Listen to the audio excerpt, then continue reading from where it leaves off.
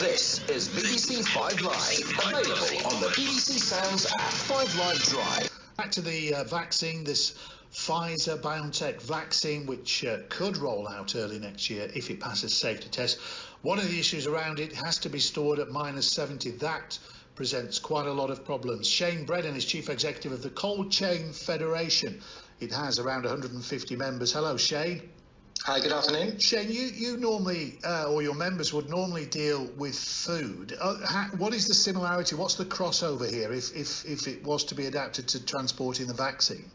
I mean, there isn't very much crossover at all. I mean, the key thing to note is a -80 centigrade environment is not the sort of environment that you would keep a warehouse at. You know, frozen temperatures tend to be -20, -18 to -20. So what we're effectively talking about here is cold boxes that are packed with dry ice that move the vaccines in a in a hermetically sealed box from point to point. And then the cold environment you need is probably at the point in which you're opening the box up to then get the vial out to distribute to the people who need it. So what, to your knowledge, what levels of storage is there in the UK capable of going that low? Very, very, very small amounts. You know, this is a sort of these are small freezers next to laboratories. This is not how we organise our supply chain. And also, the key thing is this is not about actually. I think given the scale of demand for this vaccine, we're talking about a vaccine that's going to be, the minute it's produced to when it actually goes to the patient, is going to be a very, very short time frame. And I think that's the only way that will actually work.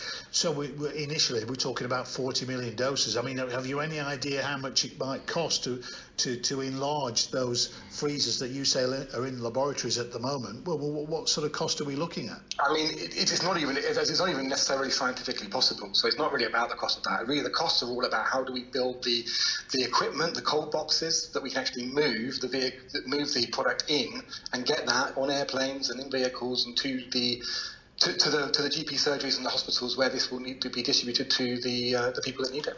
I'm just not quite clear at the point you're trying to make there. So are you saying it will come out of initial storage at -80 into one of the vehicles or boxes that your federation uses now and be transported at -7 or -6? No, so the boxes will be at -70. The product will be in the boxes at -70, -80, and it will be opened in a colder environment, say -2. And at that point, once it's open and it's in that environment, it has to be used incredibly quickly, within say 24 hours. Right, to be sure that it works. But these boxes that are capable of going to -70 would have to be produced in significant numbers because they're not available at the moment in the UK. That's the cost and that's the challenge. Is getting that equipment to actually physically hold the product and move it, which will be the huge challenge. And if your members were employed to move these boxes around, what disruption would that be for the food chain? There would be. This is a massive. There's no way to underestimate the scale of logistics challenge we're talking about. You know, this would be a huge global effort to get this product. What it will be to get it out. That said, I back the cold chain to do it. This is a priority, and the logistics industry will step up and make it happen. But as we've just heard, other vaccines are in production. Another vaccine could emerge that doesn't require the same storage, in which case all bets are off.